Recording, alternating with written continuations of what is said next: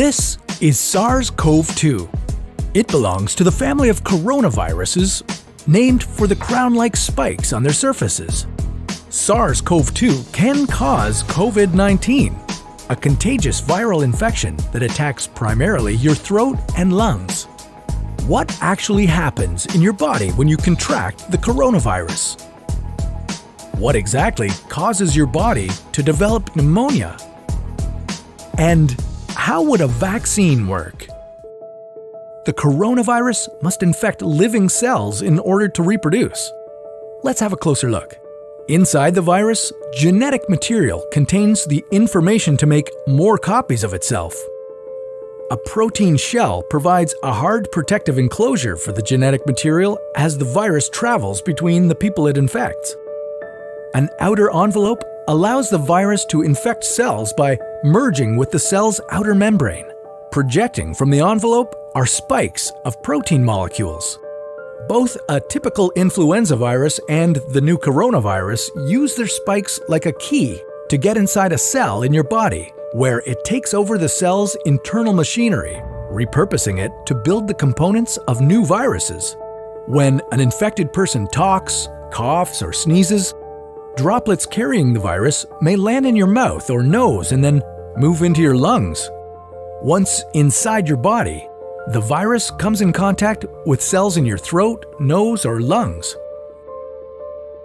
One spike on the virus inserts into a receptor molecule on your healthy cell membrane like a key in a lock. This action allows the virus to get inside your cell. A typical flu virus would travel inside a sac made from your cell membrane to your cell's nucleus that houses all its genetic material. The coronavirus, on the other hand, doesn't need to enter the host cell nucleus. It can directly access parts of the host cell called ribosomes. Ribosomes use genetic information from the virus to make viral proteins, such as the spikes on the virus's surface. A packaging structure in your cell then carries the spikes in vesicles which merge with your cell's outer layer, the cell membrane. All the parts needed to create a new virus gather just beneath your cell's membrane. Then, a new virus begins to bud off from the cell's membrane. Now, with the virus spreading in your body, how can you develop pneumonia symptoms? For this, we'll have to look into your lungs. Each lung has separate sections called lobes. Normally, as you breathe, air moves freely through your trachea or windpipe, then through large tubes called bronchi, through smaller tubes called bronchioles, and finally into tiny sacs called alveoli. Your airways and alveoli are flexible and springy. When you breathe in, each air sac inflates like a small balloon. And when you exhale, the sacs deflate. Small blood vessels called capillaries surround your alveoli. Oxygen from the air you breathe passes into your capillaries, and then carbon dioxide from your body passes out of your capillaries into your alveoli so that your lungs can get rid of it when you exhale. Your airways catch most germs in the mucus that lines your trachea, bronchi, and bronchioles. In a healthy body, hair-like cilia lining the tubes constantly push the mucus and germs out of your airways, where you might expel them by coughing. Normally, cells of your immune system attack viruses and germs that make it past your mucus and cilia and enter your alveoli. However, if your immune system is weakened, like in the case of a coronavirus infection, the virus can overwhelm your immune cells and your bronchioles and alveoli become inflamed as your immune system attacks the multiplying viruses. The inflammation can cause your alveoli to fill with fluid, making it difficult for your body to get the oxygen it needs. You could develop lobar pneumonia, where one lobe of your lungs is affected, or you could have bronchopneumonia that affects many areas of both lungs. Pneumonia may cause difficulty breathing, chest pain, coughing, fever and chills, confusion, headache, muscle pain, and fatigue. It can also lead to more serious complications.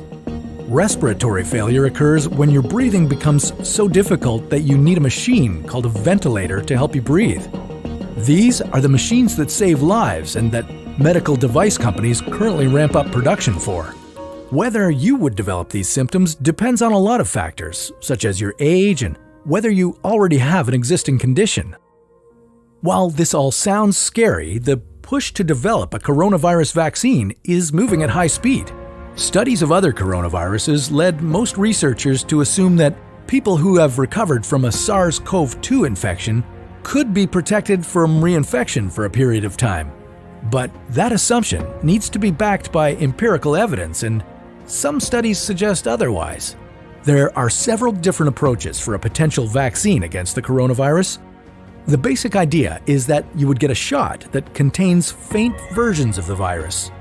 The vaccine would expose your body to a version of the virus that is too weak to cause infection, but just strong enough to stimulate an immune response. Within a few weeks, cells in your immune system would make markers called antibodies, which would be specific for only the coronavirus, or specifically its spike protein. Antibodies then attach to the virus and prevent it from attaching to your cells. Your immune system then responds to signals from the antibodies by consuming and destroying the clumps of viruses. If you then catch the real virus at a later stage, your body would recognize it and destroy it. In other words, your immune system is now primed. Collecting evidence on whether this will be possible, safe, and effective is part of what's taking researchers so long to develop a vaccine. It's a race against time to develop a vaccine amid a pandemic. Each step in vaccine development usually takes months, if not years. An Ebola vaccine broke records by being ready in 5 years. The hope here is to develop one for the new coronavirus in a record-breaking 12 to 18 months. While all of this will take time, stay home if you can, to protect the most vulnerable. And don't forget to wash your hands for at least 20 seconds and as often as possible.